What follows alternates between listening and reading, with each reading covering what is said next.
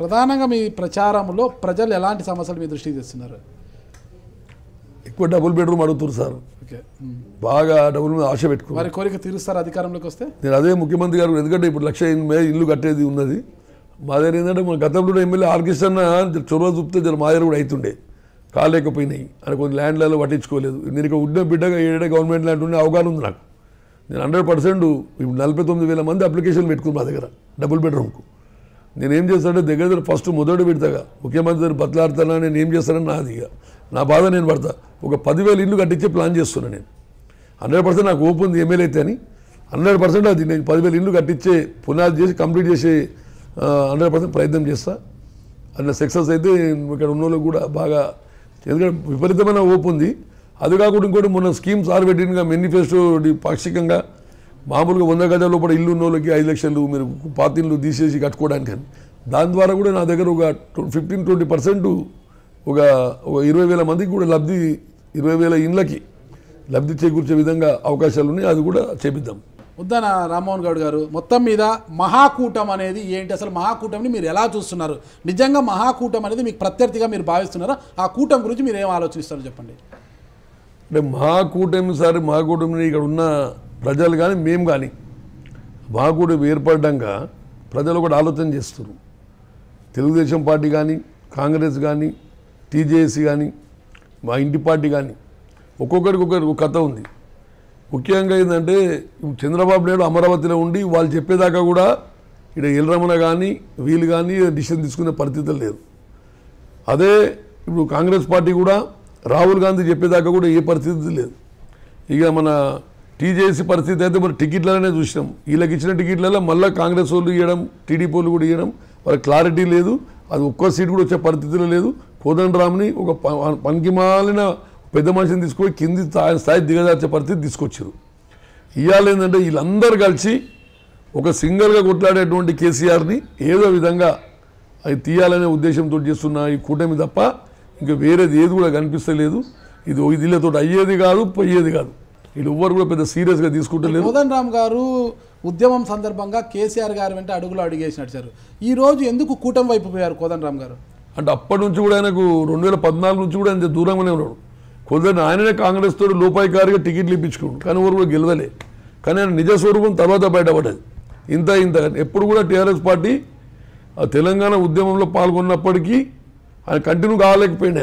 ఆయన ఆలోచన ఏంటంటే బయటికి అనిపేది ఒకటి, ఆయనకు ఆశ ఏముందన్నది తెలియలేదు. ఎమ్మెల్యే నిలవమంటే కూడా నిలవలేదు, ఏదో మంత్రి పదవి తీసుకోమంటే కూడా నేను తీసుకోలేదు. కానీ అది అండర్స్టాండింగ్ కాంగ్రెస్ సపోర్ట్ చేసుకుంటూనే వచ్చిండు. ఇప్పుడు బహిరంగంగా ఇప్పుడు ఆయన కాంగ్రెస్ తోటి కానీ టీడీపీ తోటి కానీ ఈయన పోతుండు. కానీ తెలంగాణ ఉద్యమంలో తెలంగాణ బాగుపడాలి మనం ఏదైతే ఆలోచనతో ముఖ్యమంత్రి గారు కరెంటు కానీ నీళ్లు కానీ వ్యవసాయ ఆలోచన చేసి ఆ విధంగా ఈయన ఆలోచన చేసే వ్యక్తి కాదు.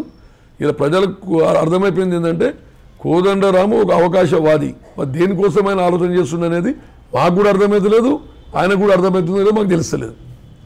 ఈరోజు కోదండరామ్ గారు వెళ్ళి టీడీపీతో కాంగ్రెస్ పార్టీతో పొత్తు పెట్టుకున్నారు కదా, ఆ కూటమిలో చేరిపోయారు కదా, దాన్ని ఎలా చూస్తారు మీరు? అసలు అంటే నాకు తెలిసేదే ఆ కూటమిలో అయినా ఎందుకోసం ఉన్నాడు అనేది క్లారిటీగా అయితే మాకు అది అర్థమైతే లేదు. ఆయన స్థాయి అయితే తగ్గిపోయింది, ఆయన స్థాయి తగ్గిపోయింది. ఆయన ప్రజలు నమ్మే పరిస్థితిలో కూడా లేరు. ప్రజలు కోదండరామ్ గారిని ఎందుకు నమ్మరు? ఆయన ప్రొఫెసర్ కదా, ఎందుకు నమ్మకూడదు అంటారు? అసలు కోదండరామ్ గారు పార్టీ పెట్టినప్పుడు మేము కూడా ఏమనుకున్నామంటే మా టీఆర్ఎస్ పార్టీకి అన్ని నియోజకవర్గాలలో పోటీ పెడతాడు ఒక్కడే సింగల్గా, కేసీఆర్ లేక. ఆయన ఉద్యమం చేసి నేను కేసీఆర్ తక్కువ కాదన్న టైప్లో బిల్డప్ ఇచ్చిండు. ఇప్పుడు ఏం జరిగింది?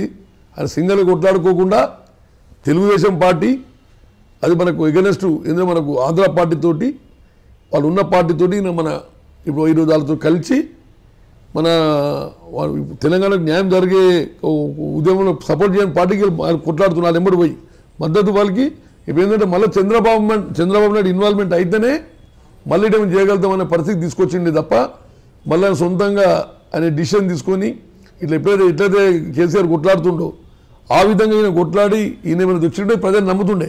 కానీ చంద్రబాబుతో కలవడం, ఈ కాంగ్రెస్ పార్టీతోటి ఈ కూటమితో కలిసి పోతున్నారు కాబట్టి ఆయన చేసే పద్ధతి కరెక్ట్ కాదనేసి నాకు అనిపిస్తుంది, ప్రజలు కూడా అనిపిస్తుంది. సరే, ఈ ముందస్తు ఎన్నికలను పురస్కరించి మీ ఎల్బీ నగర్ నియోజకవర్గ ప్రజలకు ఒక ఎమ్మెల్యే అభ్యర్థిగా మీరు ఎలాంటి సందేశం ఇస్తారా? గతంలో కొద్దితో నేను ఓడిపోయినా, నిత్యం ప్రజలలో ఉన్నా. ఈసారి అవకాశం ఇవ్వండి, తప్పకుండా మీరు అనుకున్నటువంటి ఏవైతే నాకు లోకల్గా ఇక్కడ పుట్టి పెరిగిన వ్యక్తిని కాబట్టి ఏ సమస్యలు ఉన్నాయి మీకైతే ఎట్లా తెలుసో బాధలు నాకు కూడా అన్నీ తెలుసు.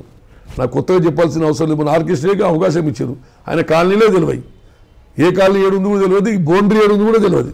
సుధీర్ రెడ్డి కూడా అంతే, 2009 నిలబడ్డ మేము చూపించినాం ఏ కాలనీ ఎక్కడ వస్తుంది, మన ఏడ ఎండ్ అవుతుంది అనేది.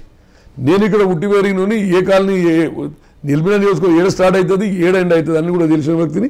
ఏడ సమస్య ఉంది కూడా నాకు తెలుసు. కాబట్టి 100% మీ సమస్యలు కానీ మీకున్నటువంటి అన్నిటిని కూడా పరిష్కరించే విధంగా నేను ప్రయత్నం చేస్తా. 100% ముఖ్యమంత్రి గారు కూడా నాకు పెద్ద ఎత్తున మద్దతు ఉంటుంది, కేటీఆర్ గారు మద్దతు ఉంటుంది. బ్రహ్మాండంగా పక్క నియోజకవర్గాలు ఏదైనా ఎమ్మెల్యే 2000 కోట్లతోటి 5 ఏళ్ళలో అభివృద్ధి చేయగలిగితే నాకు ముఖ్యమంత్రి గారికి ఉన్న చనువుతోటి ఒక 10,000 కోట్లు తీసుకొచ్చి ఎల్బీనగర్ నియోజకవర్గాన్ని 10 సంవత్సరాలు అడ్వాన్స్ పోయే విధంగా, రూపురేఖలు మార్చే విధంగా అభివృద్ధి చేస్తారని చెప్పి గట్టి నమ్మకం ఉంది. దీర్ఘకాలికంగా క్యాన్సర్తో ఎట్లయితే మనం బాధపడుతుంటామో అటువంటి సమస్యలు కొన్ని ఉన్నాయి, అవిటిని కూడా పరిష్కరించి ఎల్బీనగర్ నియోజకవర్గాన్ని అభివృద్ధిలో నంబర్ 1 అయ్యే విధంగా తీసుకెళ్తానని చెప్పి నాకు నమ్మకం ఉంది. ఇక్కడ ఉన్న నాకు ఓటేసే ప్రజలకు కూడా ఉంది, రామ్మోహన్ కూడా ఆ పని చేయగలుగుతాడని. అదే నా విశ్వాసం. కేసీఆర్ గారి మీద కూడా నాకు ప్రగాఢమైన నా మీద అభిమానం ఉంది కాబట్టి ఆయన ఆశీస్సులు నాకు మెండుగున్నాయి కాబట్టి 100% నేను అనుకున్న సాధిస్తానని చెప్పి నేను అనుకుంటున్నాను. మీరు చూస్తున్నారు ఐ డ్రీమ్ న్యూస్ని. మీరు చూస్తున్నది ఐ డ్రీమ్ న్యూస్. అంటే కళలని నిజం చేస్తూ ప్రజలకి నిజాలని కళల ద్వారా తీసుకొచ్చే ఐ డ్రీమ్కి మై బెస్ట్ విషెస్. మీరు చూస్తున్నది ఐ డ్రీమ్ న్యూస్. మీరు చూస్తున్నారు I dream channel. For more videos please subscribe I dream. మరిన్ని వీడియోల కోసం ఐ డ్రీమ్ని సబ్స్క్రైబ్ చేయండి. Please subscribe I dream. And I'm very much satisfied with the way interview went on. Kindly subscribe to I Dream. For more videos, subscribe to iDream. And loads of fun entertainment and content. Do watch I Dream.